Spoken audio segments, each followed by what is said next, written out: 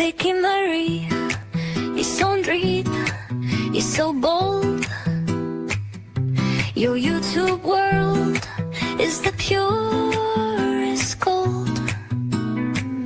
With every video, fresh and new, you light my days with joy so true. Oh, Vicky Marie, your voice, your charm, your spark, your flair, keep me glued beyond compare. From laughs to lessons, all you share. No other channel shines so rare. The comments buzz, your fans agree. We're all here for your energy. A loyal crowd, you're ahead of the game. So here's my thanks from me to you for all the fun and wisdom too. Keep creating, stay the same. Vicky Marie, you've won the game.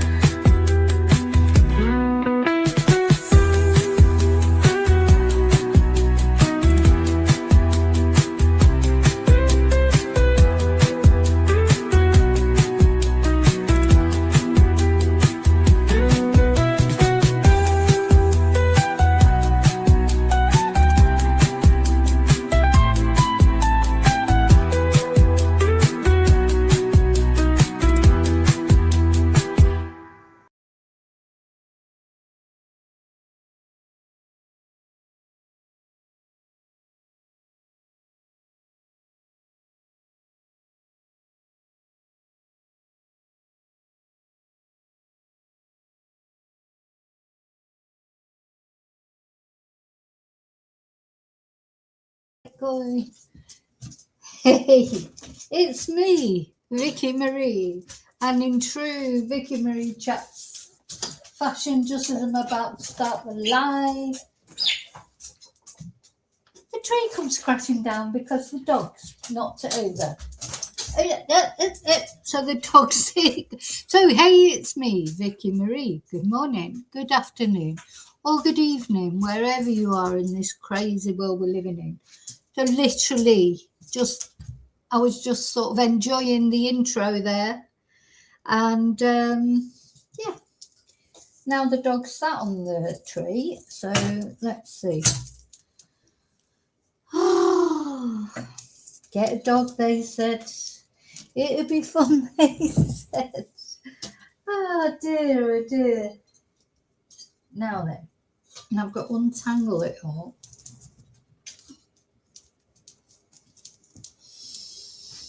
Just talk amongst yourselves a minute while I get my lights back up. To be fair, it's not her fault. They're not really that secure. There you go. There you go. Tree's up. Oh God, I'm tangled up in it now in the cable. There you go. Listen. As soon as I know I'm going to start a live, things happen. It's weird. It's like, you know, I don't know. It's like a zen that goes out or something. Anyway, so hope you've all had a good Christmas. If you're watching this while it is live, I will be dividing this video up later because I'm going to talk about two cases today. I'm going to talk about the latest in the Anna Kepner case. The poor girl that was found deceased on the cruise ship a couple of months ago. Still nobody. I mean, I do think this is a little bit of depressing that nobody so far still in this case has had the old handcuffs on. You know, nobody's been arrested. It's still being investigated. You know, it's frustrating, isn't it? Anyway, I'm going to tell you the latest over the Christmas period, in that I haven't had much time to keep up with true crime. And we've got New Year, of course, coming up. And then we've got the Three Kings, don't forget, here in Spain. So long way to go yet with celebrations, and not over here until the 7th of January. Oh my God, that feels like a long way off now. So yeah, I wanted to. So the other case that I'm going to talk about is the Melodee Buzzard case, who was a little 9-year-old girl, beautiful girl, killed by her own mother. Well, was she? Because she's pled not guilty. Not guilty, despite all the overwhelming evidence against her. And the other thing that we're going to look at is, why do not only mothers but fathers, why commit filicide? Murdering a child is filicide. It doesn't have to be a child, but a child, if you like, your child. And it's very, very rare for mothers to do it. You know, sorry, men, but it is normally men who do it.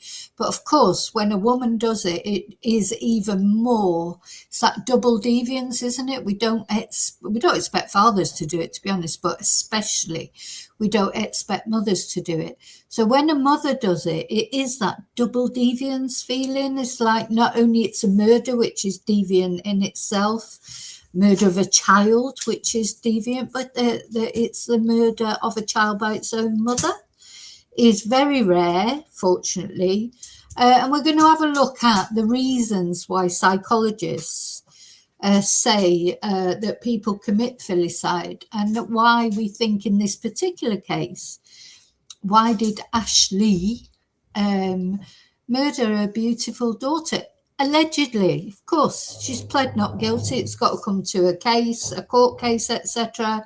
So maybe we are, or I am, jumping the gun a little bit, pardon the pun, because of course she shot her in the head, execution style, allegedly.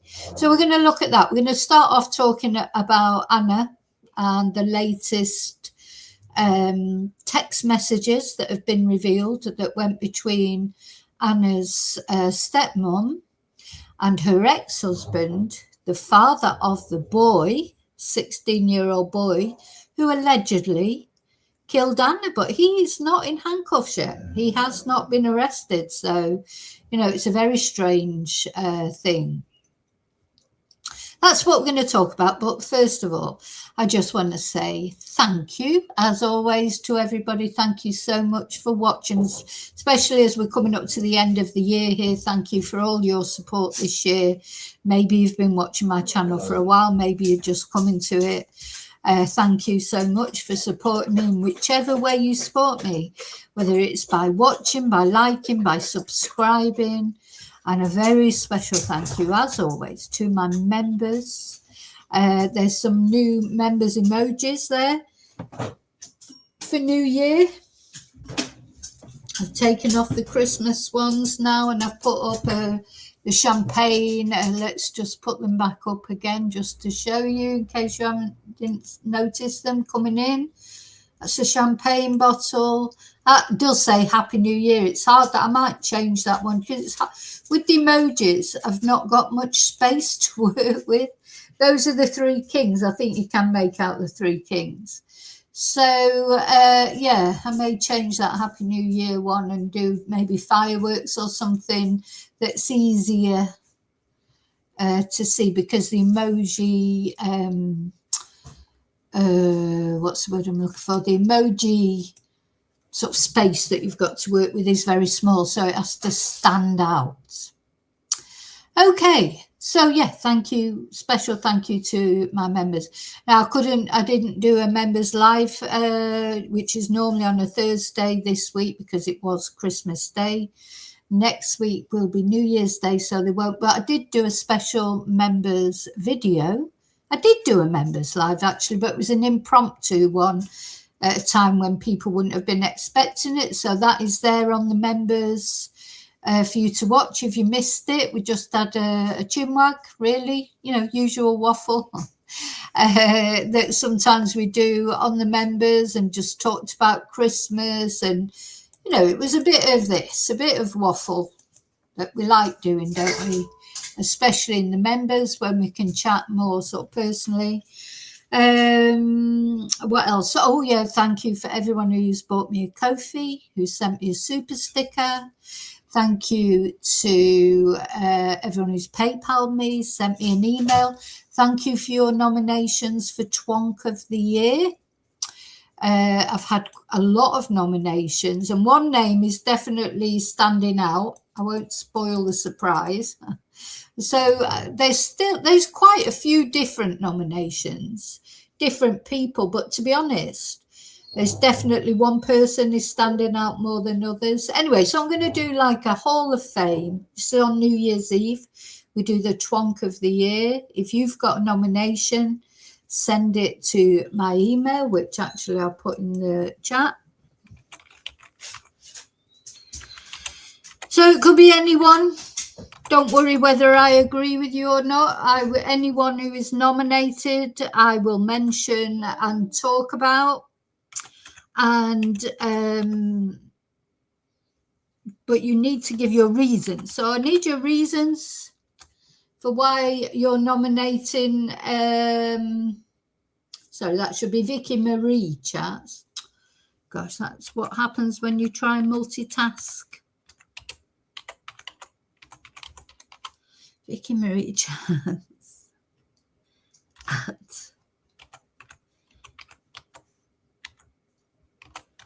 Yeah, sometimes more haste, less speed, isn't it? Yeah, so send your nominations there. They're totally confidential. I won't be mentioning the names of anyone who actually nominate, you know, the actual people who nominated someone.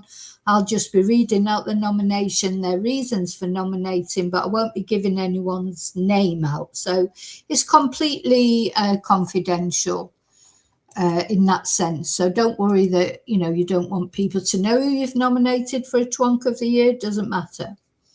It won't be. Your name will not be mentioned. Let me put the Twonk emoji up. Yeah, and we may have a poll at the end to see who wins, or, well, I say wins, or maybe it'll just be a question of who got the most nominations, that I will call the Twonk, or Twonkess, of course, of the year. Yeah, it'll be like a Hall of Fame, or a Hall of Infame. Because yeah, there's definitely, you know, there's been so many this year. There's not only who you're nominating, I've got a few nominations of my own as well. So yeah, it's been a twonky year, hasn't it? I suppose every year is really, but it just seemed to have been a lot this year. But I do feel that we've seen a lot of justice this year. Okay, just want to say hello to my Spanish and English channel as well. Anybody who's watching on there, I quite often forget to do that, which is because I stream to both my channels. And as I say, and I've said many times, one day I'll get around to putting them together or splitting off the Spanish and English. So it's strange because a lot of people obviously are subscribers on there because they joined it to learn Spanish or English. And now I put a lot of the crime, I put all the crime, practically, not all, the crime videos on them, and people seem to like that as well. You know, I don't think the YouTube algorithm likes it because I get confused as to whether I'm a crime channel or a Spanish channel or what I am. I'm confused to what I am, so I'm not surprised. So I don't know whether to put them all both into one and then, you know, split off for the Spanish and English again to a different channel. Don't know. I talk about it in my head all the time and I never get around to doing it, like many things, because do you know what? I don't know about you, but before I know it, the day's over. You know, my days are full and I'm grateful to that. Thank you, God. I am so grateful for that, because, you know, I could be just sort of sitting and thinking, oh God, what am I going to do with my day? I never, ever feel like that. I just think, oh my God, where's that day gone? That's how my life is. So I do literally every day thank God for that. not everything I do in my day is fun, you know, like the washing up and the cleaning and things like that. But, you know, having 3 dogs and an adult, you know, a man, if you like, a number one son in the house, it's a constant cleaning challenge. So it's just, you've got to keep on top of it, haven't you? So it's good, keeps me active. Which reminds me, talking of waffle, it's still freezing here in Spain. It is 11 degrees now, but this morning it was 4 or 5 degrees. It's rained constantly all over Christmas. It's more rain forecast today. So for those of you who don't know, I'm based in Spain, in Europe, which is renowned as being sunny Spain. Not this year, it hasn't been over Christmas.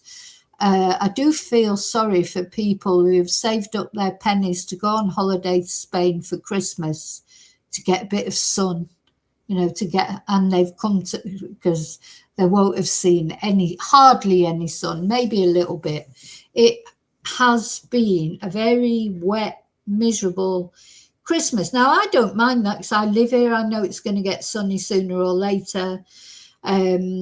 And it's quite nice for it to be cold at Christmas, because it should be cold at Christmas, isn't it? It doesn't feel right to me for it to be hot at Christmas. You know, a lot of people go to the beach on Christmas Day. That's not for me.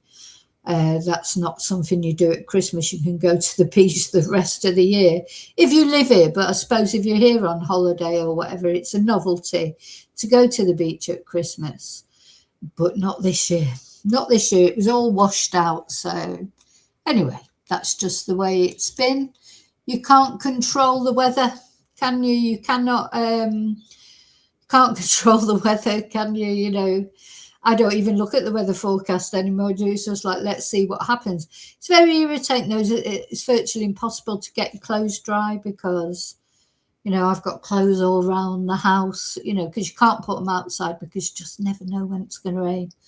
Whereas in the summer, you know, you get spoilt because they're dry so quickly. I can't believe I'm talking about drying clothes, but it does make a difference, isn't it? If you can hang something up in the morning and then a few hours later it's dry, not at the moment. So the radiators are on, trying to get the clothes dry is a challenge. Anyway, good job I haven't worn lots of clothes. Not that, because I've been wearing pajamas. You know, you don't have to get dressed up and go out over Christmas, do you? Well, I certainly don't.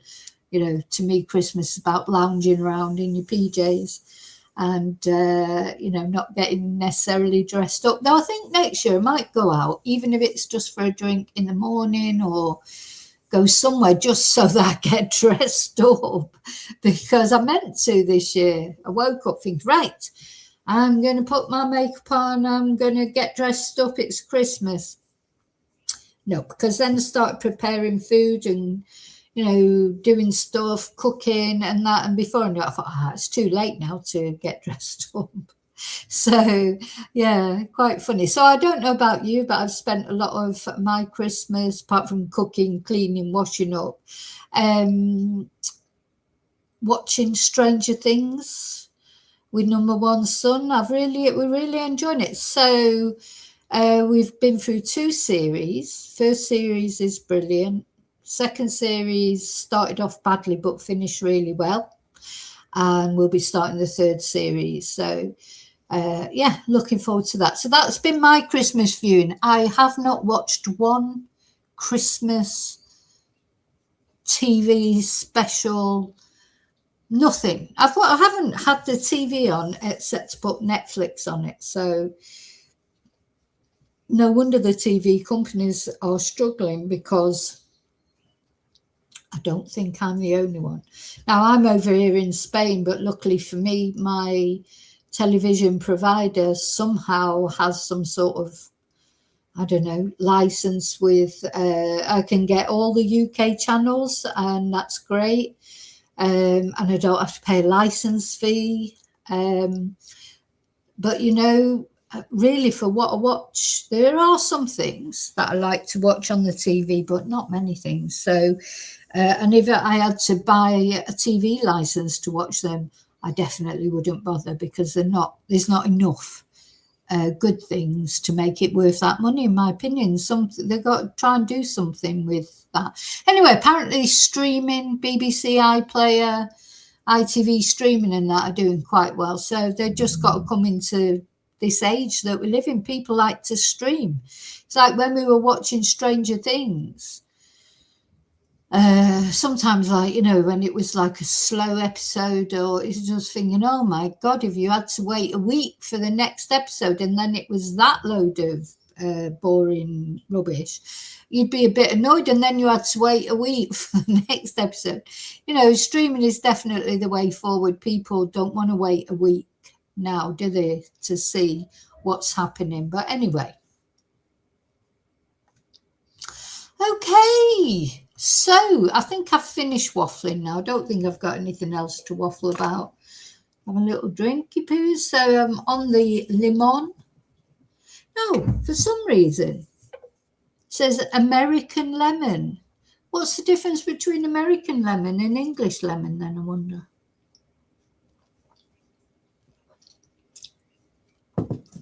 Says it's got 6% juice in it. Whether that makes it American lemon. You might notice it's Spa. We have got a Spa here. Have got Spa. Are we ready? Okay, so hello, lovely lurkers. Thank you so much for watching. Hello, replay crew. Thank you for watching. And now I'm going to come in the chat and see who's brave enough to put their head above the parapet and come into the chat.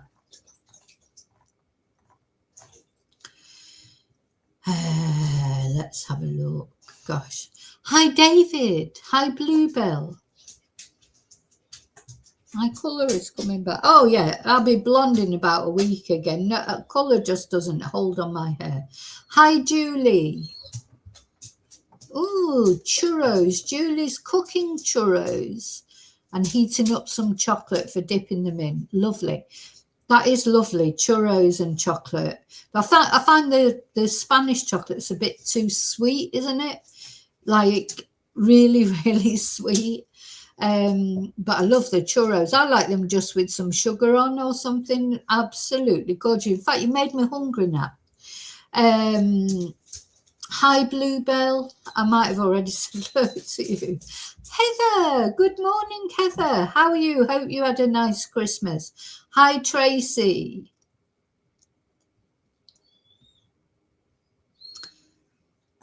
Oh, yeah, lots of waffle. Rogues Gallery, that's a good idea, David.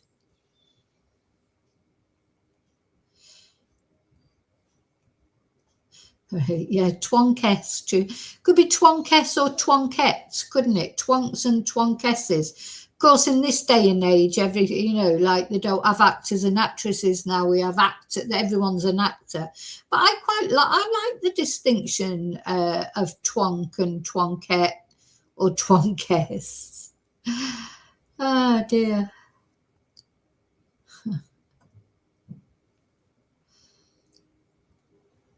Yeah, don't give me any spoiler. Do you know the problem with catching up with Stranger Things right from, series 1, and now there's a new series out, isn't there?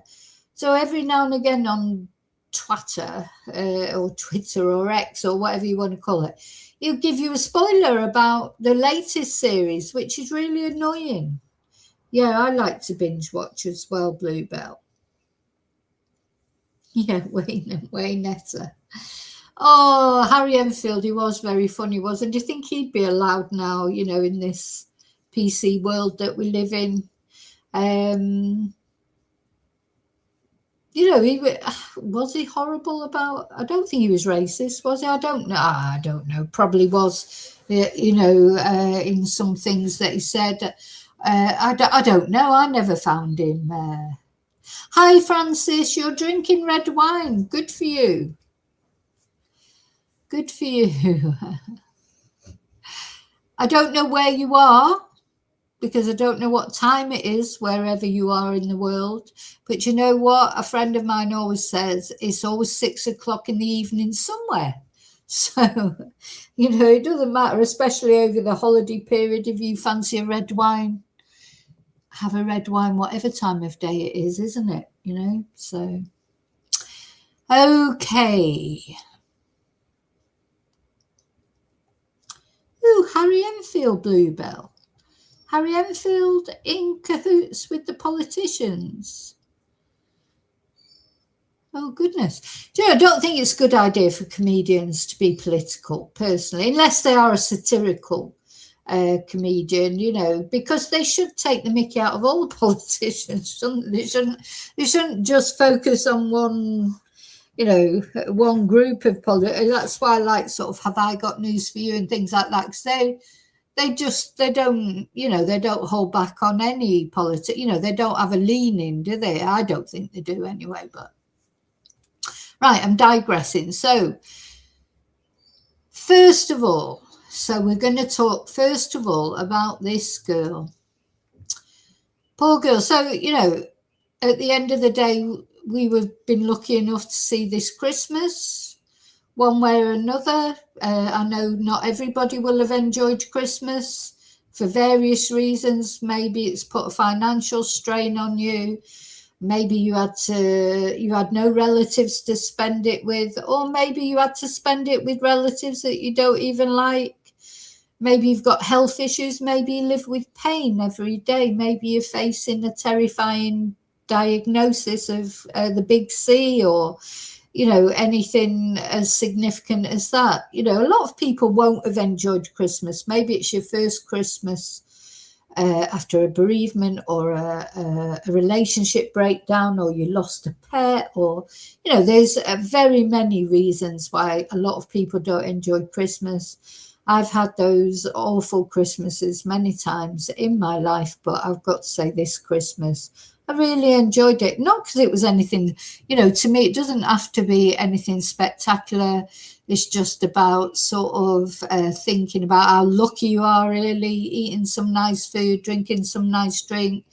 You know, it doesn't have to be some sort of mind-blowing experience. To me, Christmas is not like that. In fact, nothing's like that to me anymore. I like a quiet life nowadays. But I think even when I was younger, I would always go out Christmas Eve with my friends and that. But Christmas Day was always a day that I didn't get, you know, who goes out on Christmas Day? But, you know, so it is a day to sort of chill out, isn't it, normally, and cook. God, I did not stop cooking from the minute I woke up. I've just finished off the last of the tiramisu. I made that tiramisu on Christmas Day. How long ago? Because we're in that no man's land where you forget. So that was 3 days ago. And I just ate the last piece this morning for breakfast. That's nice, isn't it? Tiramisu for breakfast. But otherwise, if I didn't eat it for breakfast, one thing I've noticed this year is I can't eat all that food all at once. So if I had, like, later when I have my lunch, I never eat a pudding. I literally never eat a pudding, or if I do, it might be a yogurt or something.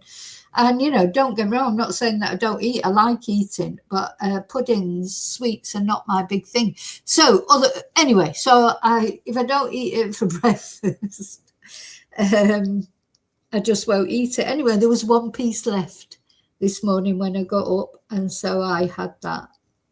So the tiramisu's gone till the next time. I will make it again, probably for Easter or something.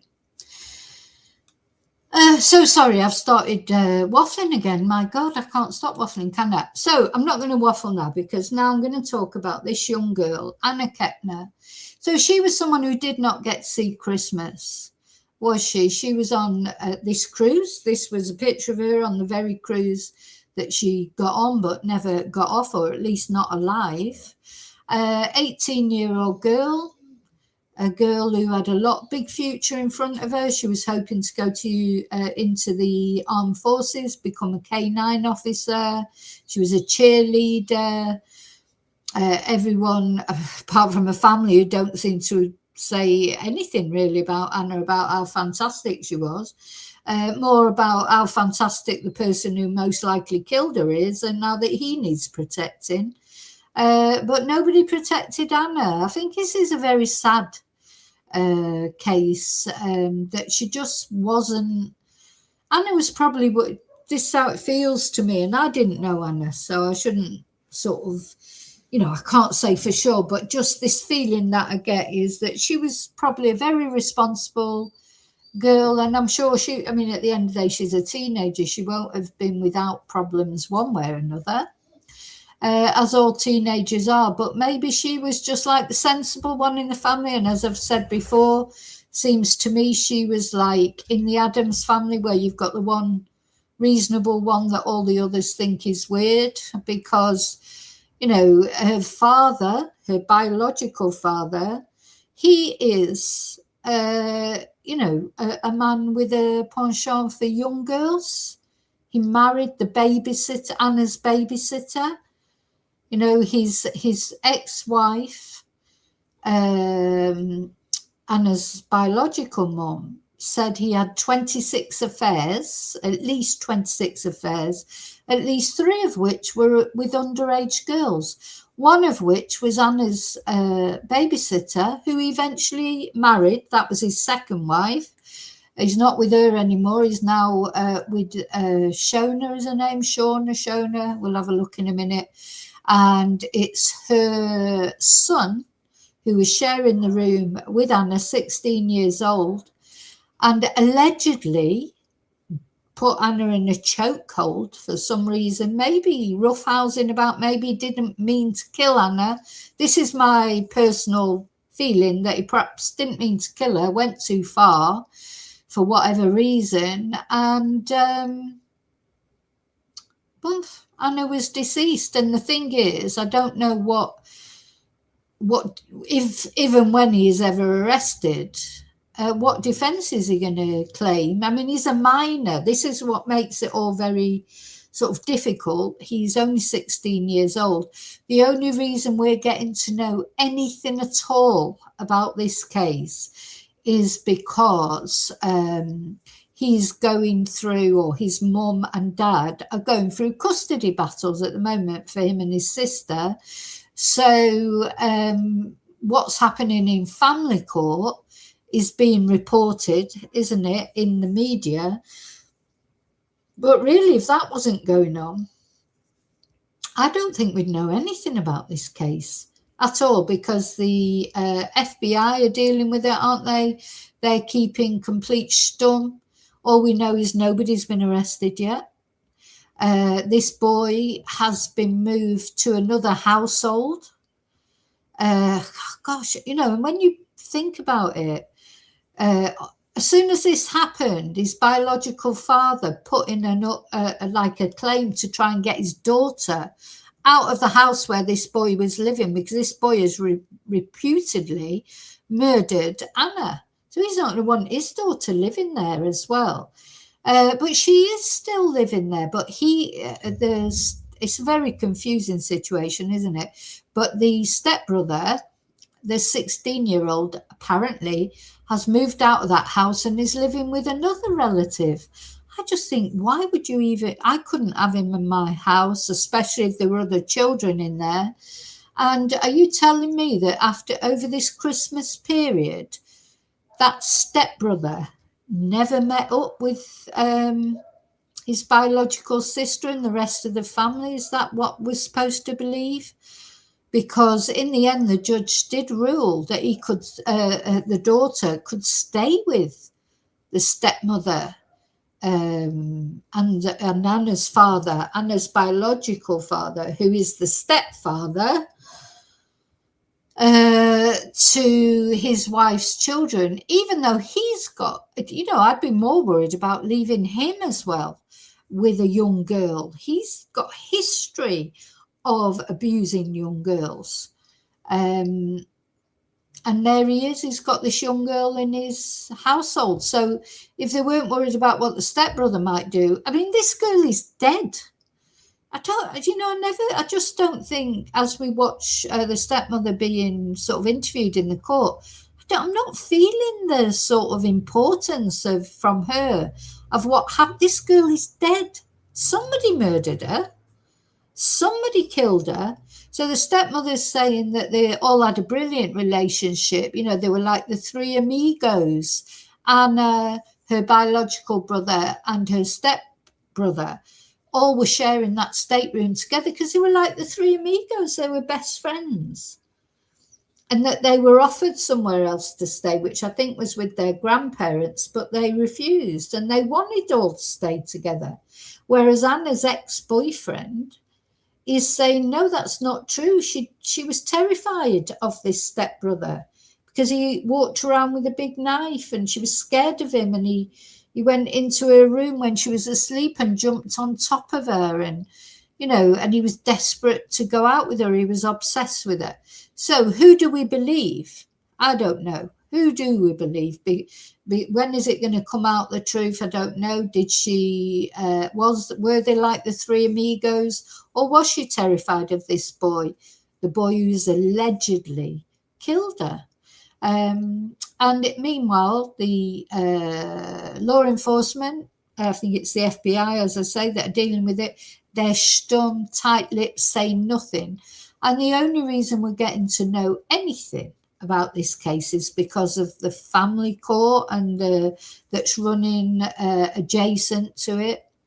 Now, things we do know are that Anna had no alcohol or drugs in the system, so it has been declared a homicide. Her stepbrother has been declared a suspect. The stepbrother, I don't know whether he had any drugs or alcohol in his system. It's now sort of come out that he has got ADHD and he's supposed to take medication, and there were 2 days, I think, where he didn't take it. One because he fell asleep, and sleeping medication he was supposed to take. There were 2 days he didn't take it while they were on this cruise. One because he fell asleep before his mum got a chance to give it him.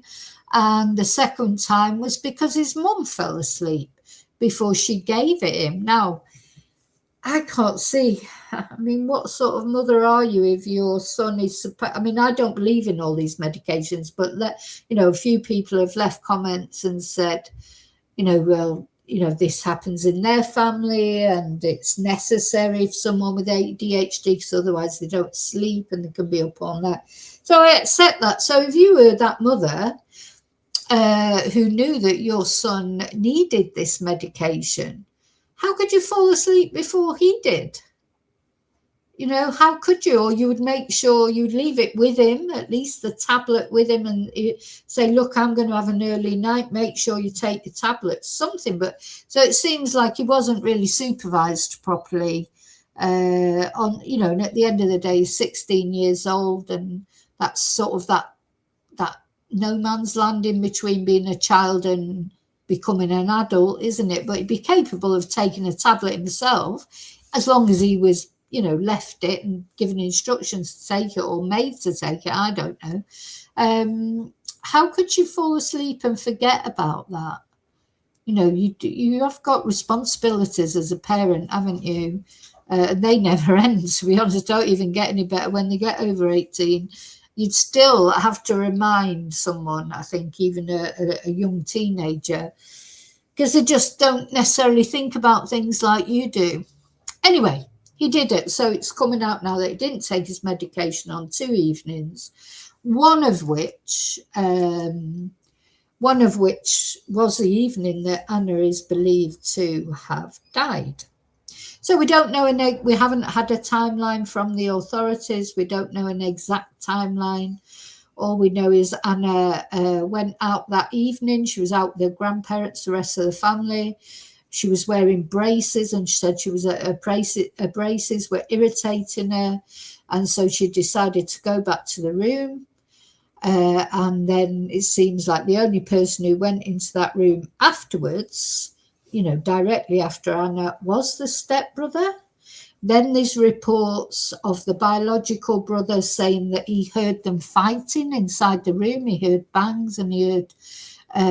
again, these are all unverified because law enforcement has not come out and said anything, have they? Officially, that he heard fighting, banging, crashing. He heard the stepbrother say, shut the F up, or something along those lines. And then he did go into the room later on, and it's thought that he slept in his bed just feet away from where Anna was deceased, had been wrapped in a blanket, covered in life jackets and stuffed under a bed. And then she was found apparently the next morning by like the cleaning crew or by some of the staff from the cruise ship. And another thing that sort of I thought, oh God, how awful, is the father, apparently they all went down to breakfast. They were staying in a room across the hall. They went down to breakfast and wondered why Anna wasn't there. And then they heard an announcement over the ship's tannoy, a medical emergency. And when the room number was mentioned, they realised it was Anna's room that they were talking about. And that's how they found out about it.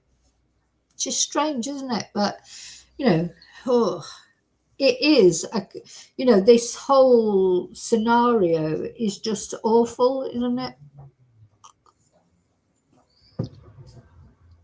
So anyway, we know that poor Anna was then taken off the cruise ship deceased. And she didn't get to see Christmas this year, did she, bless her? So let's see what the latest is, which basically is these text messages. Again, they've emerged through the family court. Let's find. We're going to have a look at a law and crime video that talks about them. And these have been released because of the court case. As I say, if it wasn't for the court case that's going on, we literally would know nothing, would we, about this whole sorry sort of situation. We just would know nothing. Okay, let me just see who I've missed while I've been holding forth.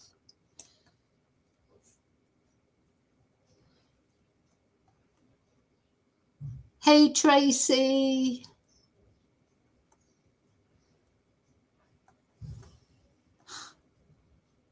So I'm just laughing at my own waffle, just too much waffling. Oh, I'm going dizzy scrolling down. Hey, Princess, I hope you're well. I know, yeah, you've had a bad year, bless. I hope you're going to have a better year next year, hey? Ah, it's good to see you back again, Princess. Life is very challenging, isn't it? Most of the time. But anyway, it's good to see you here anyway and chatting. Let's have a look at this then. Strangled to death aboard a Carnival cruise ship. Dozens of pages of text messages have been released that show what Anna Kepner's stepmom told her ex-husband about what happened aboard the ship. Yeah, now this is the family. So it's a blended family, There's Anna, that's her. I don't know why her father's face has been blocked out. There's her stepmom. And then these are the children, like either between them or from each other, etc. Poor Anna. So Anna's the oldest. And this boy here, now I think his name's Tim. But anyway, we're not supposed to talk about him because he's only 16. Also, he's not actually been charged yet. This is the brother who supposedly is obsessed with Anna, but we don't have any proof of that yet. This is just rumors that are flying around. And what the alleged suspect said about it. What these new messages show, the couple said about things needing to be, quote, hush, hush, as the... So we can see with Anna, she's just a typical teenage girl. She was doing TikToks. She was taking selfies, little videos, just what teenage girls do all over the world, don't they? Every day, every single, this is like just completely normal, bless her. Investigation was just beginning.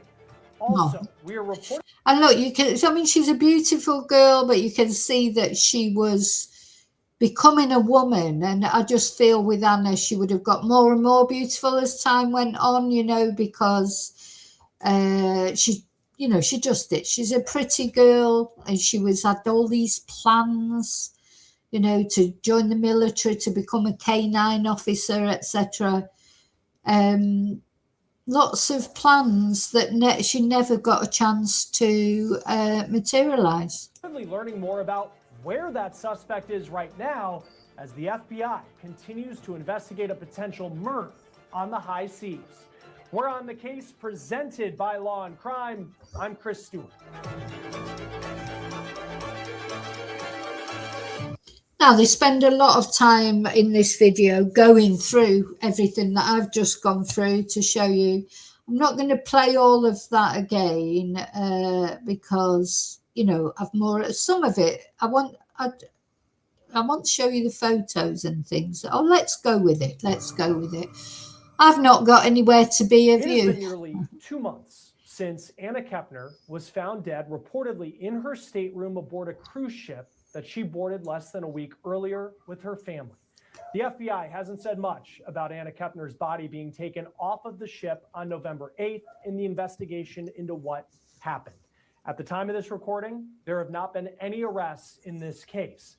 Now, a lot of the information that we do have in this case, it's come from a separate custody case that involves Anna Kepner's stepmom and her ex-husband.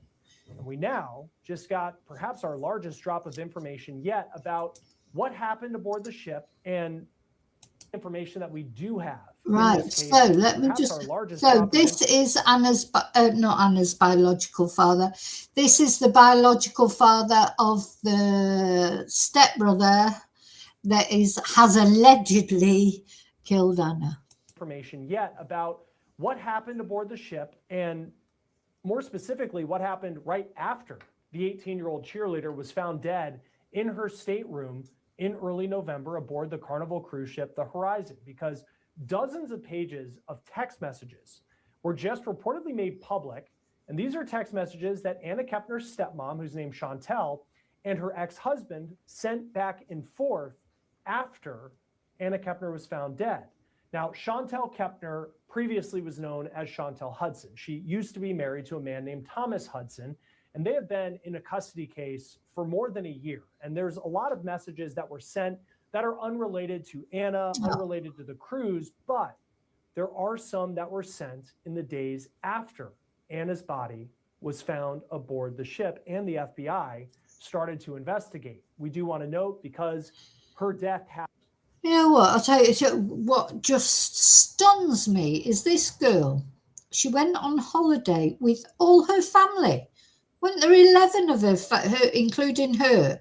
There's her grandma, her granddad, her biological dad, her stepmom, the other children, her biological brother, her stepbrother. Oh, she went on holiday with all these people on a ship with thousands of people on it, and she was not safe. Terrible, isn't it? Absolutely terrible that you could not be safe on a great big cruise ship like that and on holiday with all those members of your family. Happened on board a cruise ship. It's federal jurisdiction, which is why the FBI is involved. Now, let me show you how these text messages factor into this case, because if you've been following this story with us, you know this has been going on for almost 2 months at this point. We know that the final days of Anna Kepner's life are believed, according to family members, to have played out something like this. You have Kepner, her biological dad, who's named Chris, then her stepmom, Chantel, Anna Kepner's biological grandparents and her siblings, as well as her step-siblings, this blended family. They all took a cruise together that launched out of Miami. It was called the Carnival Horizon. We're talking about one of these massive floating cities, nearly 4,000 passengers, 15 decks, and it was a 6-day cruise. They made multiple stops in the Caribbean before the ship returned to South Florida. Now, Kepner was a varsity cheerleader from Titusville, Florida, which is about 3 hours north of Miami. She was planning to graduate in the spring. Her family said that she actually planned to join the military, the Navy, after graduation. Yeah, I'm going to fast forward it actually because I've just been through all that. I don't want to repeat. Let's get to the text messages. Oh, let's watch your stepmother in court. And did any of the children go with you on the cruise? Did you reach out to Mr. Hudson to request that he agree to passports for the children? I reached out to him to inform him of my itinerary to take the children on a cruise and did ask for the passports, but they weren't needed in this cruise. And Mr. Hudson actually refused to cooperate with obtaining passports, correct? To sign for the passports, yes.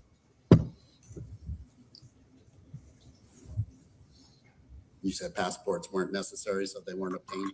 Correct. As far as the minor children, what were the sleeping arrangements on this cruise? Was in my room with my husband and his 9-year-old daughter, and then shared a room with his stepsister and stepbrother. Well, the room was directly across from ours. What was the stepsister's name? Anna Kepner, And what was the stepbrother's name? And how old is 14, and how old was Anna? 18. Now, who made the decision to have these? Now, I don't know how old Shona is, but is it Shona? She looks quite young, doesn't she? But, we know that Anna's dad, he likes the younger ones. I mean, she's not that young, obviously. She's not a teenager. But, yeah, I'd be more worried about having him in my house while I've got young daughters, to be honest. Knowing his history would be quite worrying, wouldn't it? Anyway, let's get to the text messages, because that is the new information, but which of course is right at the end of this video.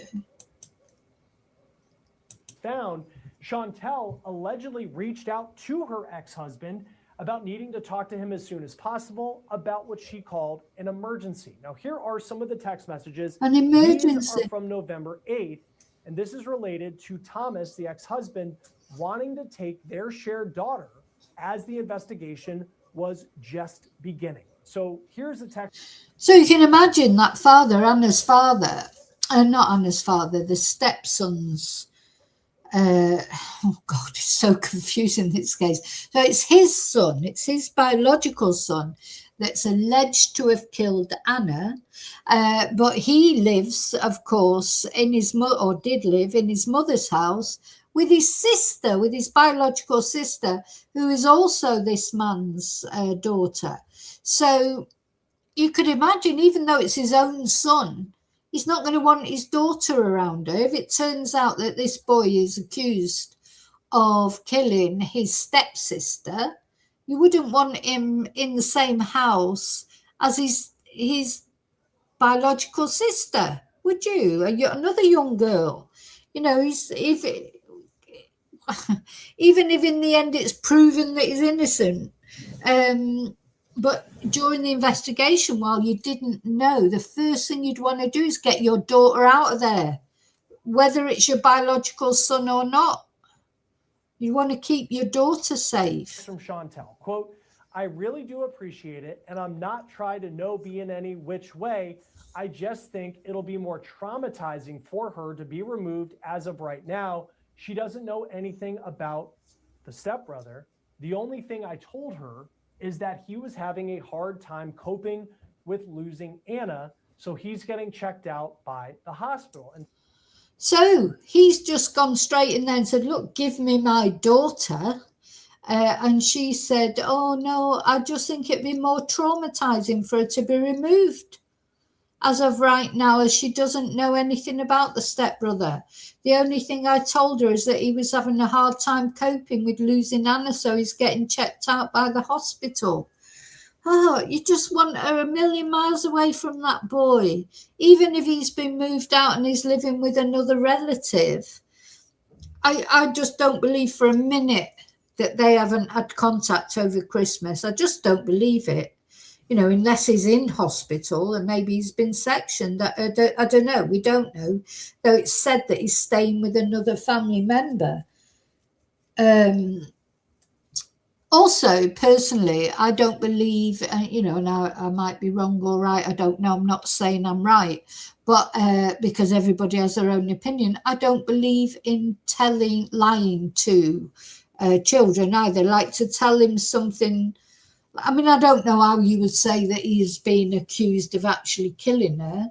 But I think maybe you'd be saying, well, everybody's been investigated, or so. I don't know, because when she finds out, and she will find out one day that her brother is being accused or under suspicion. Maybe as she gets older, that he's actually been convicted of it by then. Maybe it would be more traumatizing to take her out of her normal routine and send her to her dad's. I don't know. Let me know what you think. What do you think? Do you think that the sister, the biological sister, should still be with? See, the other thing I've problems with is Chris, the father. So Chantel is married to a convicted PDF. You know, he's known for liking young girls, and in her household is her daughter. That would be the main reason I would want her out of that house. In fact, now I'm talking, I know exactly what I think should. Her father, that girl's father, needs to get her away from that house as soon as possible. First of all, Chantel hasn't proven to be the most sort of observant mother, has she? She didn't give her son his medication that he's supposed to be taking, that she's supposed to remind him of. And she's so cold, and she's like in Chris's thrall, isn't she? She'd do anything. We've seen these mothers before. She cares more about Chris than she cares about her own daughter. She'll put her daughter into a household like that where she is living with a man with a penchant for young girls, a proven. You know, he's been arrested for it. He married his babysitter as soon as she got to 18, even though he was a grown man. You know, so yeah, I would say no. Get that girl out of there. Not only because of the and the stepbrother who's accused of killing her, but more because of her father. Thomas responds, okay, well, I'm not trying to push it, but the offer is there if when you find more out and have to handle things.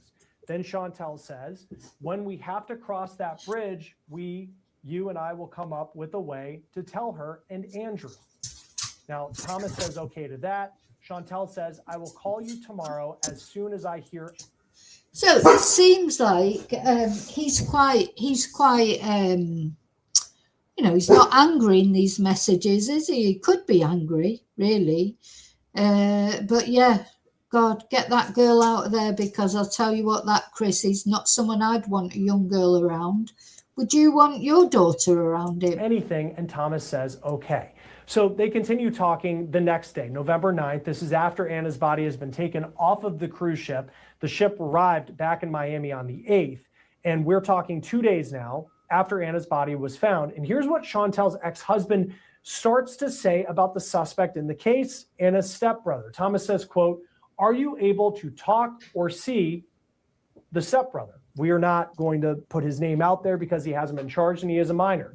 Now, Chantel says, I'm waiting on the FBI and also the doctor to call me as soon as I know something. I promise you that I won't. I will call you. Chantel then says something like, quote, stupid, talk to text. Chantel says, I promise you as soon as I get a call, but you are going to be the first person I call. Chantel then says, as soon as I know anything, you will be the only one I will be calling.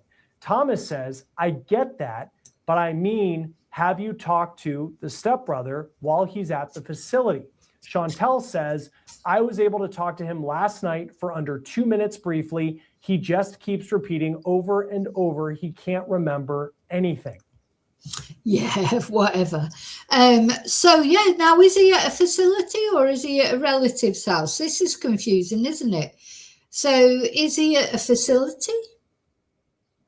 Or is that why he hasn't been charged yet? Maybe they're assessing his mental state. But then it's been said that he's with a relative. So, we don't know. We just don't know the truth of everything. But yeah, Chantel saying, I was able to talk to him last night for under 2 minutes briefly. He just keeps repeating over and over he can't remember anything. No, I haven't heard Anna's name mentioned so far in these texts. That doesn't mean to say they didn't mention her. But I would like to hear somebody say somewhere along the line, how awful what's happened to Anna. Poor Anna, what she must have gone through. Blah, de, blah, de, blah. It's all about this boy and protecting him. Chantel says, I don't even know if they were allowed to let me talk to him or not. The nurse was very nice and let me talk to him just to tell him that you and I love him. Thomas. Look, now I'm sure they do love him. He is their son, whatever he's done. But it's like, look, Thomas says, I just want him to know that he isn't just dead to everyone. Regardless of everything at the moment, he needs his parents. It reminds me a bit of Stephen Stearns' parents, but this lad, he is younger. I mean, he is a child at the end of the day. He needs his parents. I know you know that. I would just like to have a chance to talk to him as soon as possible. Now, I don't know what they're saying to him, if they've spoke to him since or whatever, but I think, what they should be saying is tell the truth about what happened. I think this boy, he probably was, him and Anna were probably just, I say him and Anna, I think he was bullying Anna. He was, probably roughhousing with her and just exerting his bloody adolescent strength on her and this, that and the other. He probably did have an obsession with her and he went too far. And I do think that's what happened. That's probably what the defence is going to be. Or it could be on the grounds of temporary insanity, or they're going to bring up this thing about him not taking his medication, maybe. I do think it was an accident. I don't believe he would have deliberately done it on a cruise ship. Now, I'm not saying that at a time in the future he might not have killed Anna deliberately or whatever with premeditation. Who knows? But I don't believe in this case. You'd have to be pretty daft, unless he is a complete thicko or something who thought, where would he have thought he was going to put the body? Did he think he was going to push her off the edge the next day? Or, who knows? Anyway, these are things that will come out in time. But I do think I wish they would concentrate more on the actual victim here. He is not the victim. He is not the victim. If he's guilty, of something, he's the perpetrator.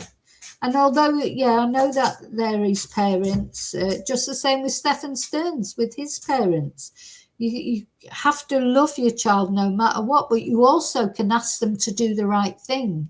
Same with Chris Watts. All these people where the parents seem to think their little Johnny couldn't possibly do anything wrong, or Janie.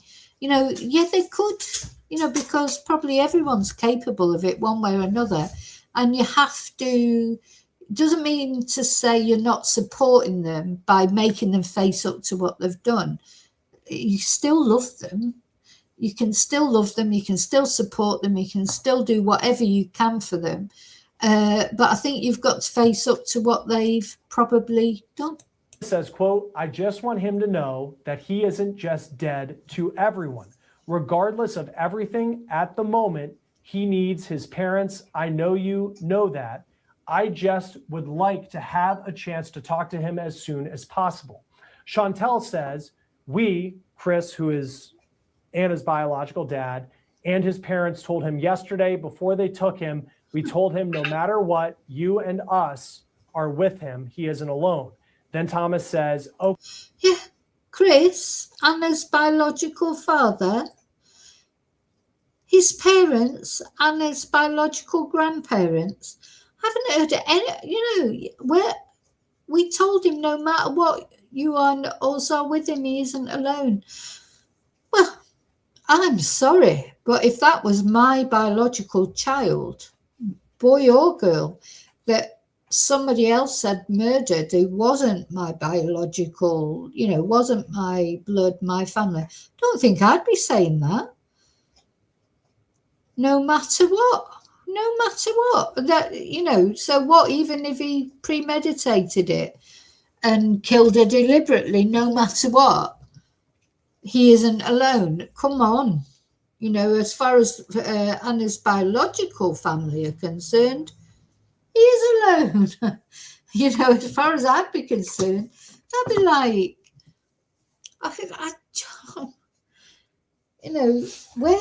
this is what I mean about this family. I feel like Anna has not been taken into consideration enough.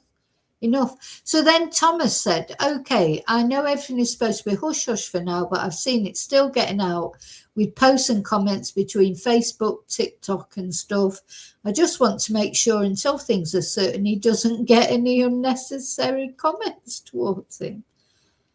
Oh, didn't. Okay, I know everything is supposed to be hush hush for now, but I've seen that it is still getting out with posts and comments between Facebook, TikTok and stuff. I just want to make sure until things are certain that he doesn't get any unnecessary comments towards him. And Chantel says nobody knows anything about him. He is a minor and has been kept completely out of it. We have not said anything to anybody, and we are going to try our best to keep it completely out. He is a minor, so his name shouldn't be anywhere. And when we talk to the FBI again, we will reiterate that we do not want his name out there. And everything that's been posted on TikTok and social media, nobody knows anything, and everybody's just speculating. We know what I told you last night, and we'll know exactly more when the autopsy is done. Once we get the autopsy today, depending on what it says, depend on whether he's booked on these charges. And okay, so it obviously was early days. Maybe they didn't wonder how they feel now that they know that Anna probably died from a chokehold. Do they feel any different now? I mean, the thing is, this boy is not under suspicion for, shoplifting or even robbery or, credit card theft or even drug running. This is murder. This is murder. And not only that, murder of someone in their family. This is why I don't understand this attitude. I would perfectly understand this if it was shoplifting or some, possession of marijuana or, some of the sort of things that teenagers get involved in, don't they? Even more serious things like maybe getting in a big fight or, anything except murdering another family member, a poor young girl. The way they're talking about it is it's not that important or it's not that serious. It's horrible. It's horrible the way they're talking about this whole thing. This girl is dead. Not sort of ill, not, it's not just got black eye or that's bad enough. But you know what I mean? They're talking about red rum here as if it's just like, oh, well, he's a minor. We're trying to keep it quiet. Yeah, whatever. They should be there saying to him, tell us what happened. Quote. So clearly the family there, perhaps not surprisingly, expecting charges in this case. And we're still waiting to hear from the FBI if and when that happens. Now, as far as where the boy has been since the cruise, the Daily Mail claims they found him at a family home in rural Florida, and he was actually selling firewood on the side of the road. Oh, what? A reporter apparently approached him and asked him about the death of Anna Kepner, and the 16-year-old boy reportedly said, quote, "I'd rather not talk." He then appeared to lower his hat over his face and walked away.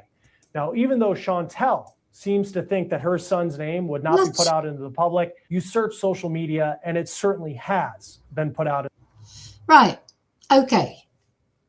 That's about the end of that anyway. So that's interesting. Let's have a look for that article by the Daily Mail.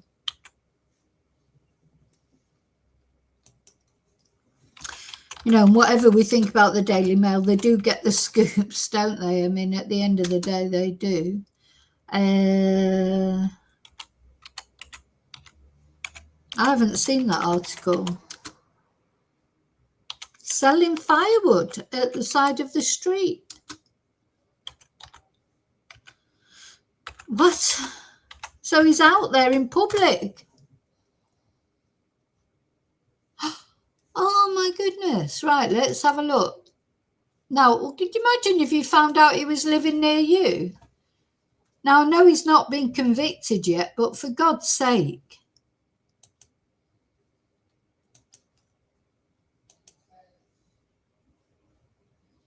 So, what have we got? Babyface stepbrother considered a suspect in Anna Kepner's cruise ship murder breaks cover as the FBI weighs the charges. So he can be seen for the first time in exclusive Daily Mail photos. He's been laying low at a relative's home as federal authorities weigh charges in Anna's alleged November the 7th asphyxiation aboard the Carnival Horizon. His whereabouts have remained a closely guarded secret in the 5 weeks since the cheerleader's body was found wrapped in a blanket and stuffed under a bed in the cabin she shared with her brother and sibling. But the Daily Mail located the skinny blonde-haired teen this week to his rural Florida hideaway, where he emerged from seclusion Friday to sell firewood from a roadside stand, wearing a baseball cap, black pants and a zip-up sweater. The young entrepreneur, God, they do talk a load of crap, don't they, though? The young entrepreneur uploaded logs from a $15,000 Polaris off-road buggy to sell to passing motorists in $5 bundles. Oh, my God. So, you know, if you live out that way, you might have bought some firewood off him. He was doing, is that even legal to do that? Sell firewood at the side of the road without a license or whatever? He was doing brisk business during the unusually cold weather, but froze when the Daily Mail pulled him over to quiz him over 18-year-old Anna's death. They do track people down, don't they? I mean, God, remember when they went to Gus Lamont's Gmail's home and had a gun brandished at them? You know, anyway. I'd rather not talk, the boy said nervously, tugging the brim of his cap lower to obscure his face. He accepted a business card to pass along to an adult and then sped off down his relative's dirt driveway without another word. He's just carrying on his life. No, Anna's dead. And he's just carrying on his life. Whatever. So he's not in a facility then. So his identity has been withheld because he's a minor and has not been formally charged. And he was spotted selling firewood from a roadside stand near a relative's home on December the 12th. Dear me. Meanwhile, Anna was taken off that cruise ship in a body bag. So nobody got in contact, but 2 police cruisers arrived 30 minutes later to monitor the Central Florida property surrounded by wetlands and dense woodland. The police should be arresting him, not protecting him, a source close to Anna's grieving family told the Daily Mail. We're peed that he's walking around free and living his life. What is taking the FBI so long to file charges? We can't understand it. So, yeah, what is taking them so long? Says they're waiting on testing results. We're not sure what the FBI are going to do, whether he'll be charged federally or if the case will be turned over to the state. Oh, there he is. In his little buggy, having a great time selling his firewood, earning a bit of money. Oh my God. Now, if I was Anna's family, I'd be fuming. I mean, I do believe probably he did not do it on purpose, perhaps, but he would purposefully was bullying her. I do believe that. So they decided to remove him from their blended household in Titusville, Florida, and place him with a trustworthy relative. God, that relative, I wouldn't have him under my roof, that's for sure. You'd keep your door locked, wouldn't you? The relative's name is redacted in a signed affidavit which forbids Chantal and Thomas from revealing their son's whereabouts to anyone other than law enforcement, and neither parent can remove him without the other's written agreement. There's Anna, straight A student, pronounced dead at 11:17, which was probably the time she was found. That won't have been when she died. On November the 7th, 2025, while the Carnival Horizon was en route from Mexico to Florida. So we've got here. So here's the PDF guy. We've got Sean. He's the guy who likes the young girls. I'd get him out of my house if I had young kids in it. Anna's father, Christopher, he was supposed to have been subpoenaed to speak, but he seemed to get away with it. Poor Anna. So that's her with him, I think, isn't it? That's her with the stepfather, stepson. So you can see that although he's only 16, he's a lot bigger than Anna. They might describe him as skinny, but look how petite Anna is. You know, maybe he didn't mean to do it, but, you know, he still needs to come clean about what happened. Poor Anna. Just about celebrated her 18th birthday. She never got to celebrate a 19th birthday. So, well, a lot more to come out, of course, in this case. Just can't believe this boy is walking around free. Get him charged. Get him charged one way or another and get some justice for this girl. Hey, very sad.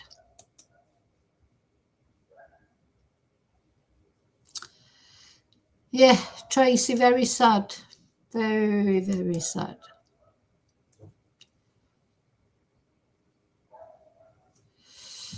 Now, probably the law enforcement are thinking, well, he's not a threat to anyone else. I think he is a threat to, you know, I think he is a threat. He'd certainly be well, they have removed him from, he's not allowed to be in the house with his sister. I wouldn't allow him near any young girls. But then I wouldn't allow Chris and his biological father. I wouldn't allow him around my girls if I had young girls. You know, he's a PDF. What a family. What a family. Okay, anyway, I'm going to go now to, we're going to talk about little Melodee. This is another family tragedy, isn't it, really? I mean, this is sort of, they say you're more at risk from your own family than you are from strangers. Most red rooms happen in the home or because of domestic circumstances, etc.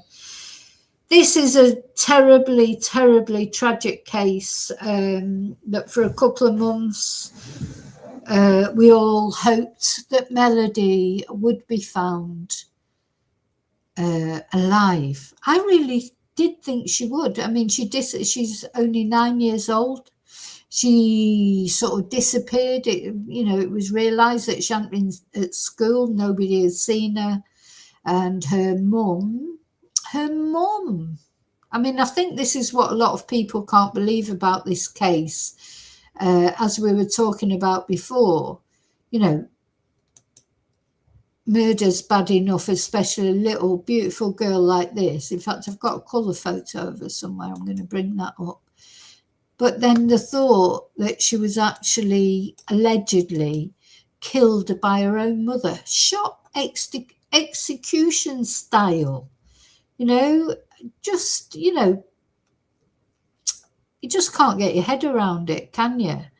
As I was saying earlier, it's that sort of double deviant thing. It's bad enough to murder a child, but it's even worse when it's their own mother that has done it. I mean, it's unbelievable. People, and this, when this all first came out, I really thought that Melodee would turn up. I can't find the colour photo. I've got one somewhere, downloaded one somewhere, but it's disappeared. It doesn't matter. You can still see how beautiful Melodee is, whether it's a colour photo or not. It just seems to have disappeared from my gallery, but never mind. Here she is.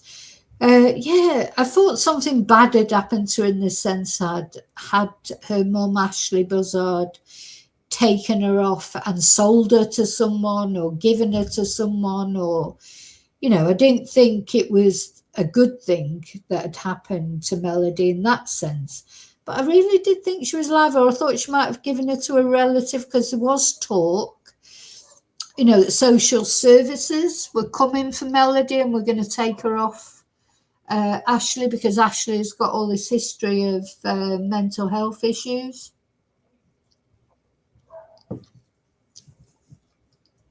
So I can honestly say that I did think, I really never thought this girl a bit, but I should have known better, because in other cases that happen, these children normally are found deceased, aren't they? So it's just that you can't believe it, can you? You can't imagine someone doing it.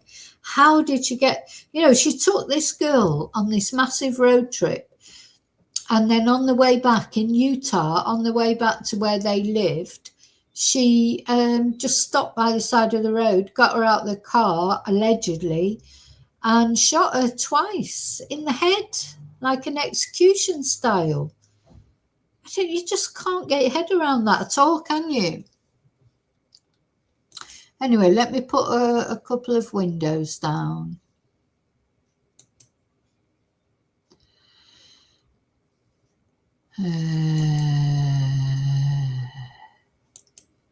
Covered that. Oh, where's it gone? Where's it gone? Where's it gone? So the latest in this case is that Ashlee, the mother, has pled not guilty. When she appeared in court, she pled not guilty. So I don't know how that's going to go for her. The other news is the death table. The death penalty is not on the table. And now a lot of people are complaining about this, because apparently what's happened is the local police will not give up this case. So it's not being dealt with federally. It's not being dealt with by the FBI. And a lot of people are critical of that, because they think it should be dealt with by the FBI. And if it was dealt with by the FBI, it might be more likely that the death penalty would have been on the table. Anyway, the death penalty is not on the table. She's pleading not guilty. We don't know what the grounds are or whatever. There's obviously a lot to come out as time goes on. How can she plead not guilty? There's overwhelming evidence against this woman. Overwhelming evidence. But no, she's not guilty, according to her. Let's have a look. I'm going to go accept cookies. So this was her being arrested. Let me put it on full. Yeah, how's she going to get, how's she pleading not guilty? So not only, she was seen with Melodee sort of going around, she hired the car, they were wearing wigs. Melodee was found just discarded at the side of the road like a piece of trash. There were gunshot cartridges there that came from this horrible woman's gun. She had one of those cartridges. She had a spent one at home, and she had an unspent one in her car. And she's saying she's not guilty. So I'm not sure how that's going to work. But anyway, there you go. Let's have a look what happened. Of Melodee Buzzard was just arraigned in court. Ashlee Buzzard was charged with first-degree murder in connection with the death of her 9-year-old daughter after the girl's body was found in a rural part of Utah more than 2 months after she disappeared. Authorities believe Melodee was killed on October 9th during a multi-day road trip. She took... Look at that little girl, her little smile, that beautiful hair.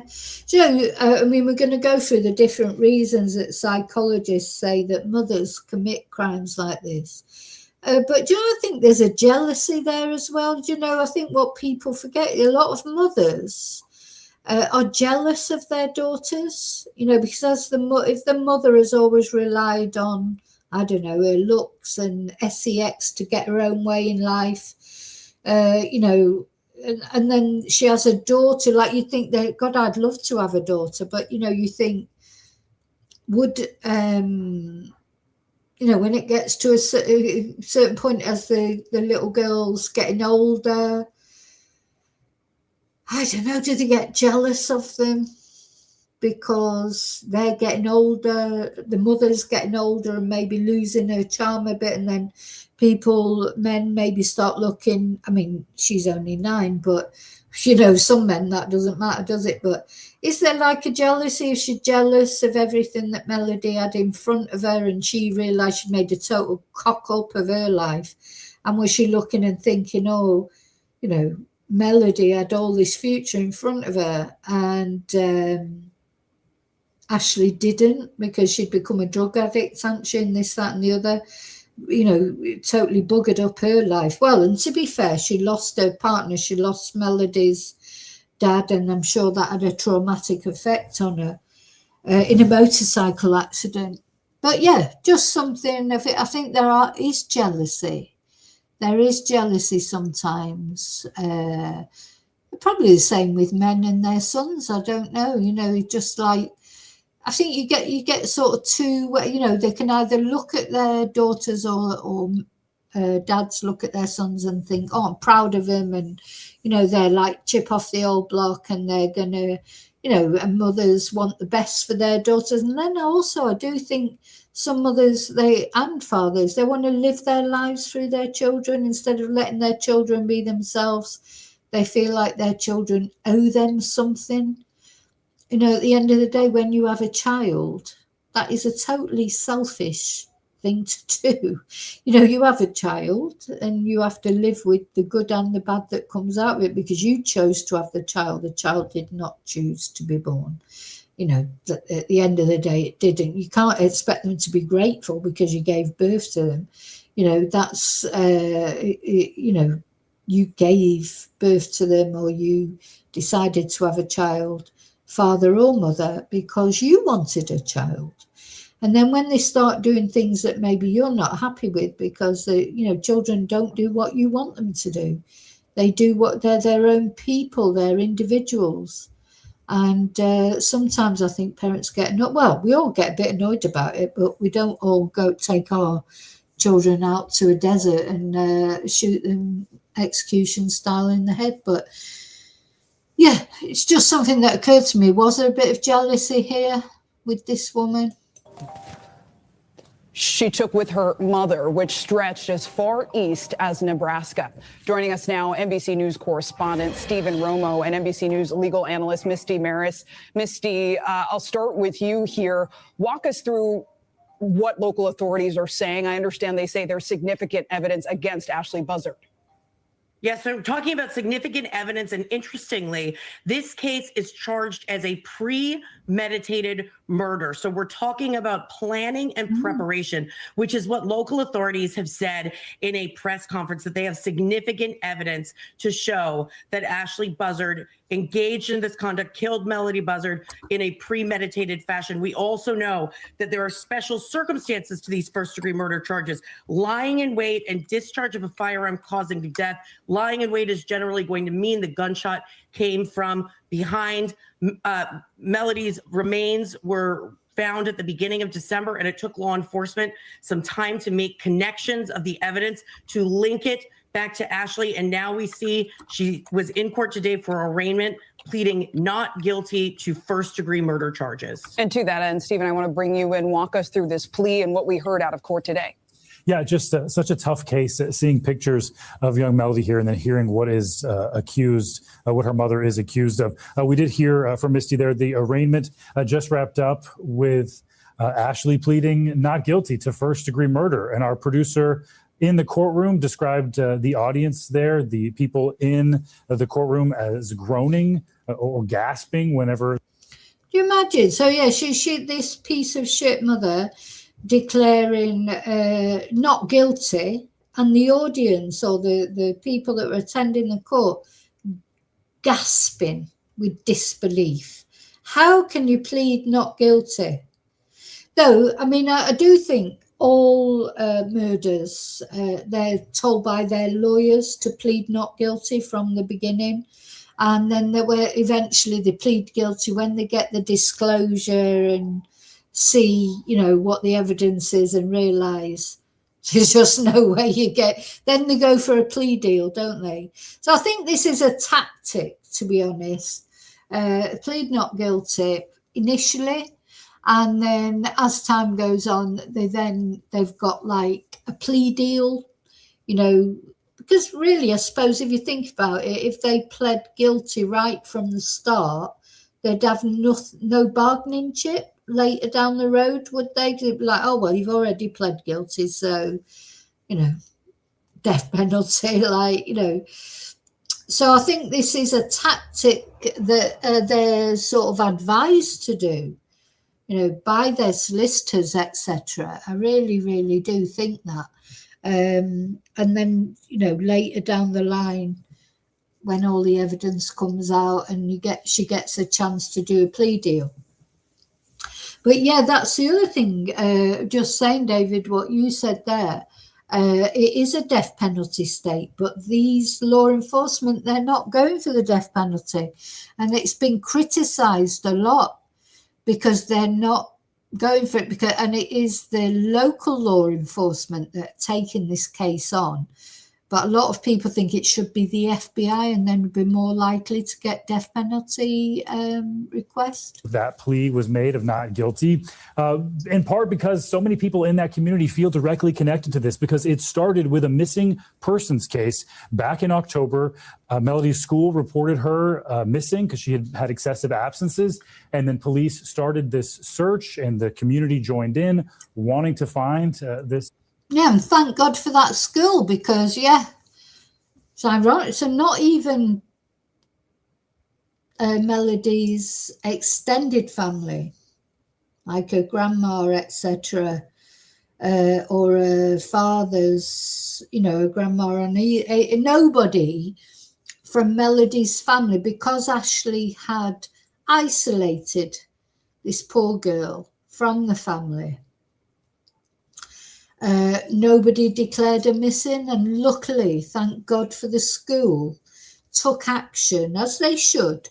When a child, just doesn't turn up at school like for ages, you should take action, of course. Do something's just come to me there, totally going on to another tangent. Well, it's the same thing, but another case. In the Gus Lamont case, this beautiful little boy that's disappeared in Australia, that there's been no updates over Christmas. I don't know how that's been for Gus's parents, grandparents, just awful to be missing a child over Christmas. And of course, he's got a younger brother, so they're going to have to do something with Christmas, I suppose. But it's just occurred to me, when was Gus reported missing? Because Gus, the last time that we know that Gus was seen was when this photo was taken, which was for preschool, wasn't it? He's 4 years old. He was due to go to preschool. And this photo was taken, and we don't know when he was seen after that, apart from by the family. And then he mysteriously disappeared. Was it just before he was due to start school? Is it because the school starts saying, you know, where's Gus? He hasn't, you know, you enrolled him in school and he hadn't turned up. Was there some questions asked there? Just something that just occurred to me then when I was talking about it. I don't know that that's the truth. It just literally something that occurred to me as I was talking about it, because you know, I don't know what's happened to Gus. You know, he supposedly just wandered off in the middle of the sheep station in Yunta in Australia. There 1 minute, half an hour later, for some reason, he was left unattended for 30 minutes. I mean, the more you think about that, who leaves a 4-year-old unattended for 30 minutes? You know, even in the house, you've got to watch them every minute. The only time you can relax when you've got a 4-year-old is when they're asleep. And even then you have to listen out for them. You know, they're little buggers, you know, they get into mischief, they get into trouble. You can't leave them unattended. You know, sometimes I think about that and I think, how can Gus be? Anyway, we're not here to talk about Gus, so I'm not going to talk about him, but it just occurred to me then as I was saying that. So let's just see the rest of this. Oh, so what I was saying is, yeah, thank God the school reported her missing, because nobody else did from the family. Young girl, and sadly, she was found earlier this month in rural Utah, dead from what appears to be a shotgun wound to the head. The FBI working to help use DNA to confirm her identity. Just each step of the way, each new detail seems more horrifying than the last. And that would help explain the groans that were heard in the courtroom today. And to the point of location, Stephen, right, you mentioned she was found in Utah. Misty, why exactly is this trial happening in California? So this is actually very unusual. You're usually going to see murder charges brought in the state where the authorities believe the murder occurred, and authorities have said that they believe it happened sometime between traveling through the Colorado-Utah border, and ultimately the body was found in Utah.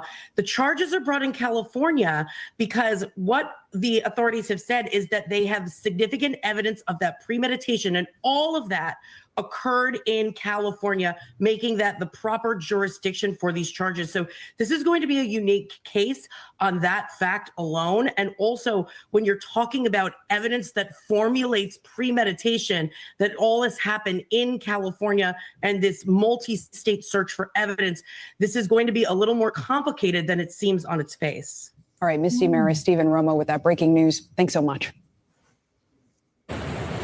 Tonight, after life-saving rescue. So I just wanted to show you that update. So she's pled not guilty. And, oh, where's my, oh, lost my picture, sorry. She's pled not guilty. And the death penalty at this point is not being sought. So if you know, tomorrow she was found guilty, it would be life without parole, not the death penalty, because the local law enforcement is dealing with it as opposed to the FBI, apparently. So we'll see. As time goes on, will that change? You know, there's a long way to go in this case, isn't there? So the other thing then that I just wanted to talk about with regards to this case is, you know, this is Filicide. If she is found guilty, when a parent is accused of killing a child, that is Filicide. So I just wanted to I looked up on sort of Google, which now is AI, isn't it? Filicide, the deliberate killing of a child by a parent, is a rare but complex crime driven by a variety of intertwined psychological, social, and situational factors. Research, particularly that by forensic psychiatrist Dr. Philip Resnick, has categorized the primary motives into 5 main types. So one of them is altruistic filicide. The parent kills the child out of a belief it's in the child's best interest, often to end real or imagined suffering, or as part of an extended suicide plan. where the parent does not want to leave the child alone in a cruel world. This is the most commonly reported motive in some studies, particularly for mothers who also have depression or psychosis. So quite often, women do suffer, women obviously, it's not men, suffer from postnatal depression. So that's sometimes used as a reason, isn't it, why mothers kill their children. And sometimes, as it says there, they kill themselves and take their children with them, don't they? Sometimes they just kill the children. Other times they kill themselves as well as the children. And I've seen cases like that, where there was a case recently which was a married couple actually, and the husband had an illness, and the mother, that's unusual as well, like family annihilation is normally done by men, but this was a mother killed her husband, her children and herself, presumably because their normal family dynamics were coming to an end because the husband was dying. But instead of, looking after her children and doing the right thing, or even if she wanted to go with her husband, leaving her children in someone else's care and giving them a life, she decided, no, we're all going together. Like, it's terrible, isn't it? It's terrible to take anyone's life, because you're taking any choice whatsoever away from them, aren't you? They have no choice in anything. If you take their lives away from them, nobody has the right to take someone else's life. Whoever, I think. That's why I don't believe in the death penalty, because, I don't think even the state have the right to take someone's life, even though it's galling sometimes to think of them still being alive and just, still sucking air and being paid for by the state or whatever. Still think it's not really right to take anyone's life. But anyway, so yeah, there you go. Then acutely psychotic filicide. The killing occurs when a parent is experiencing severe mental illness, such as psychotic breakdown with command hallucinations or delusions, and has no rational motive in a non-psychotic sense. Fatal maltreatment filicide. Death is often the unintended outcome of cumulative child abuse or neglect, which can include shaken baby syndrome or Munchausen syndrome by proxy. So yeah, quite often, parents do get completely, exhausted or exasperated, and maybe they shake their child, which, I think most of us these days, we know that if we do get angry. Of course we do. I mean, we're all human. We do get angry with our children. You'd be a saint, wouldn't you, if you never got angry? But we all know that you don't shake a baby or a child just because of the publicity from it. And that we know what damage that can cause to a child. I mean, the thing is, if you are feeling exasperated and that you can't cope, what you must do is seek help. If you're feeling those feelings coming over you of anger or, or resentment towards your child, for whatever reason, you have to seek help, don't you? And shaking a baby is just a complete no-no. I mean, won't stop them crying anyway, will it really? Anyway, so that's the next one. Then we've got fatal maltreatment. Often that was the one that I just read out. Unwanted child. So the parent views the child as a hindrance to their life, freedom, or new relationships, i.e. the new partner does not want stepchildren, or the parent may seek a benefit like insurance money. Oops. So yeah, there's been lots of cases like that. I think what was her name? Diane Downs was her name. That was definitely the motive for her, wasn't it? Because she had that new boyfriend, or she had that boyfriend who told her he didn't want children, and that's why she did it. And then spouse revenge, filicide, and I think we saw that with Travis Decker. The parent kills a child specifically to inflict emotional pain on the other parent, often in the context of a separation, infidelity, or custody dispute. I think, I don't know about you, but you'll let me know in comments what you think.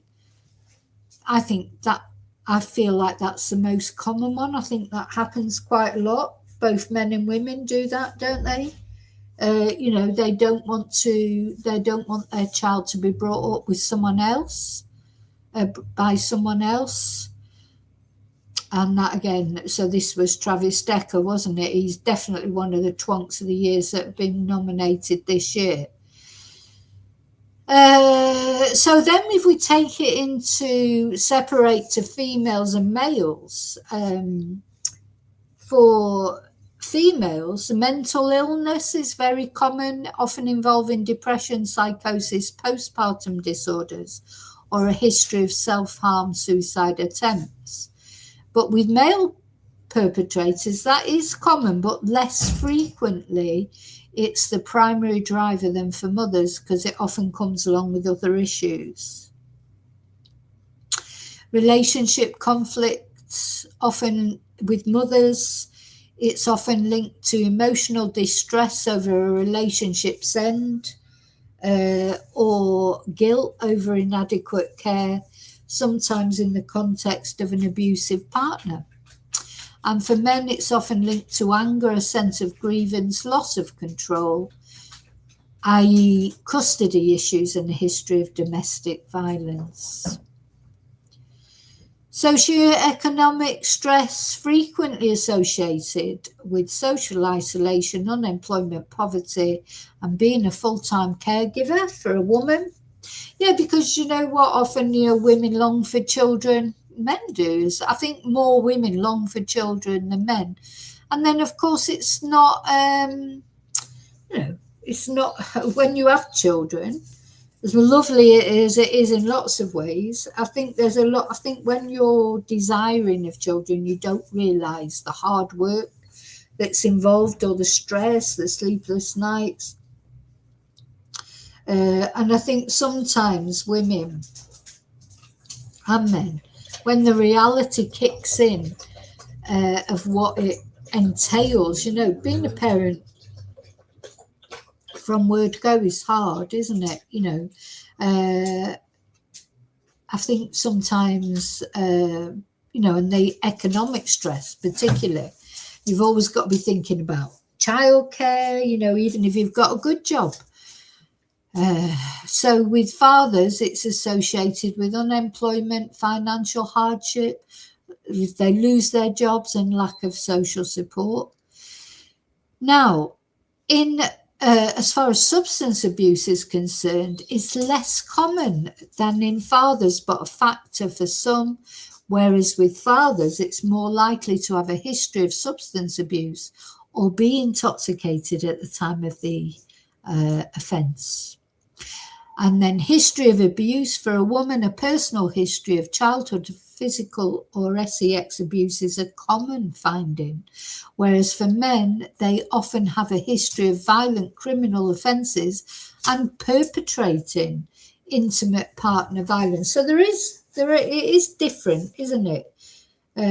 Now, this surprised me because, look, children under 4 years old are the highest risk of being victims.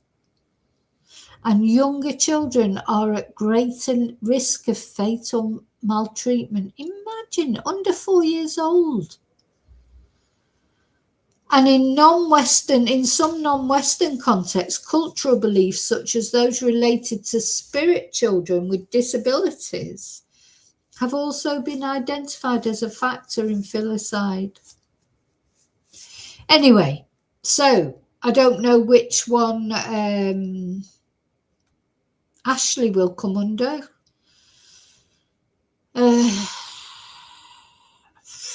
Probably a mixture of a few of those, to be honest.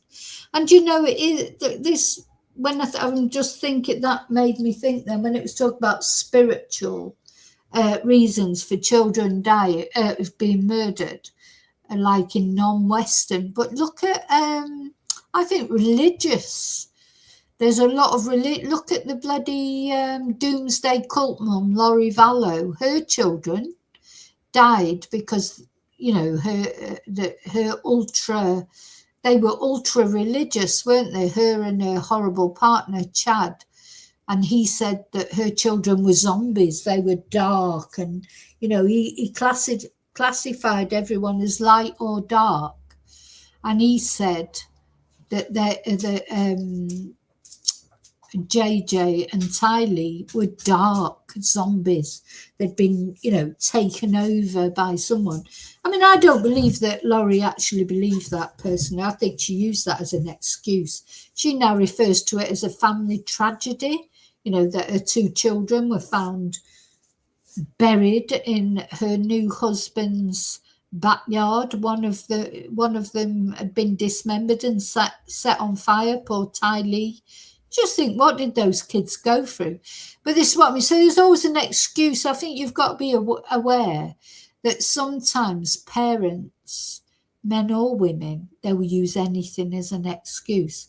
Now, what this woman hasn't done, she hasn't murdered, you know, there's a few of those categories that don't apply to her because she hasn't taken her own life, has she?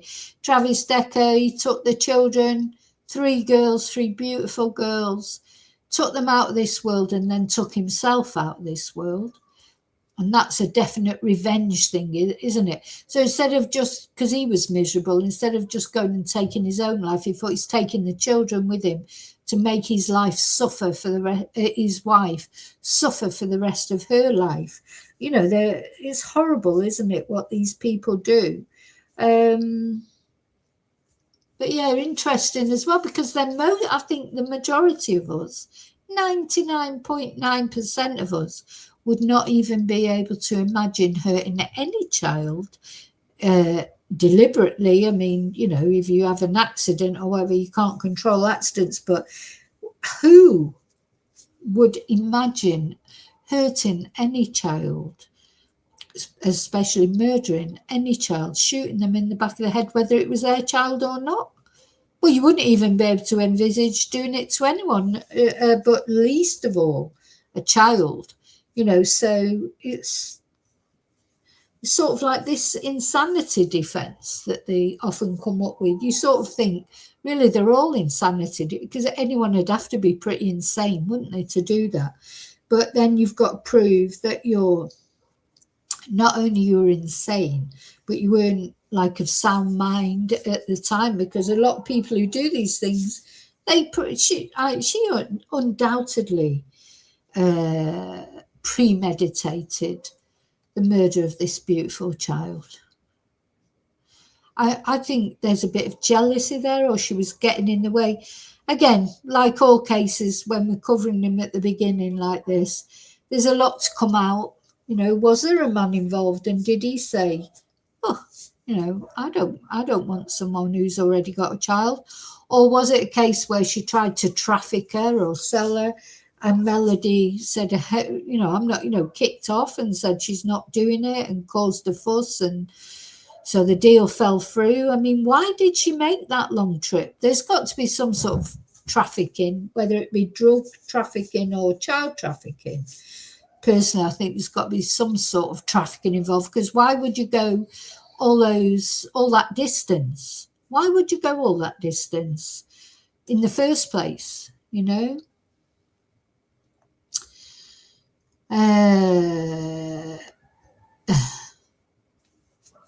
Sorry, I left the chat for a bit. Hi, Wesley, how are you? Hi, James.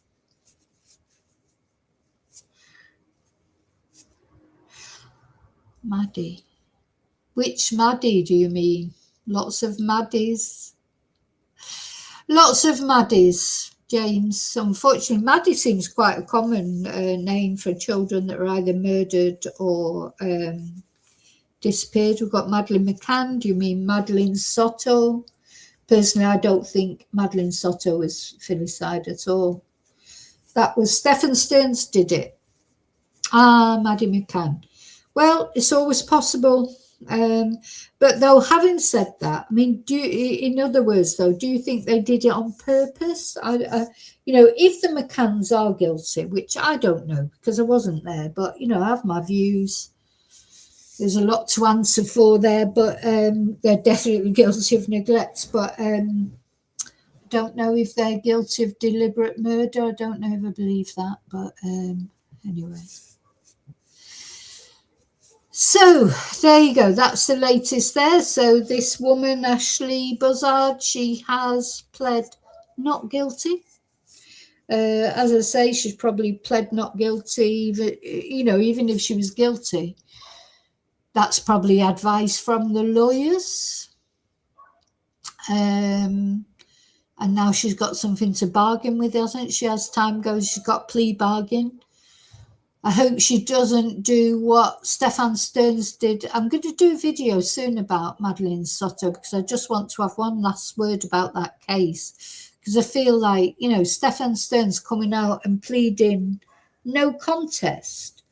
Although, you know, it's justice for Maddie in one way because, you know, he's in prison and he's never coming out, and that's good. Just, he should have been made to say what he did. Drives me mad that he's got away with that. But anyway, we'll see.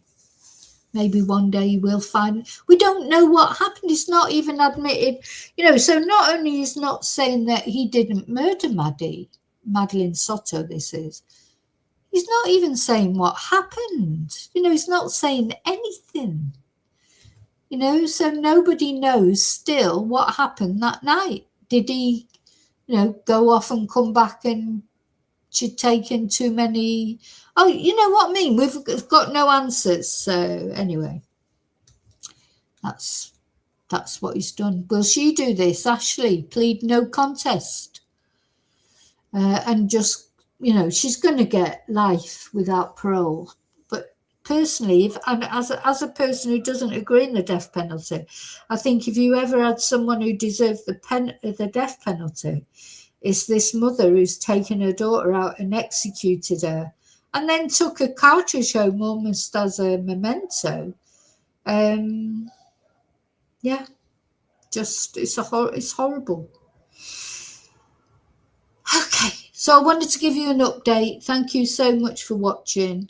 I'll be back. I'll definitely be back New Year's Eve with the twonk of the year. Gosh, it's only a couple of days away. What date? So it's 28th today. It's a Sunday. 29th is a Monday. 30th is a Tuesday. So on Wednesday, I will definitely be doing a live for twonk of the year. And I'll be back before then, I'm sure, with videos maybe about any updates that come through.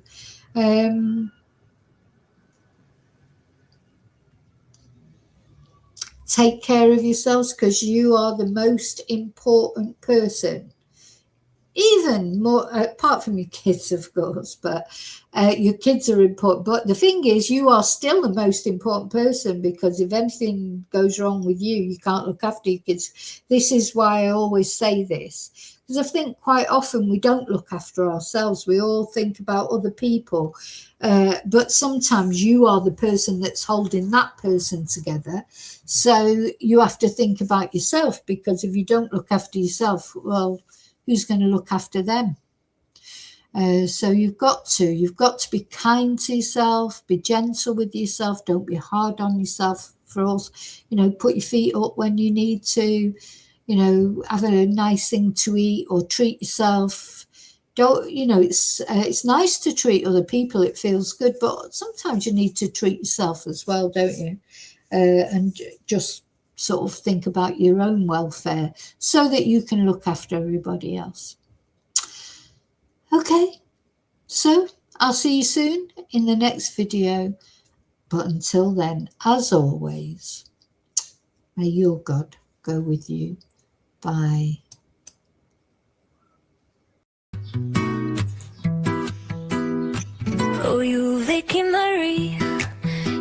and breathe. You're so bold. Your YouTube world is the purest gold. With every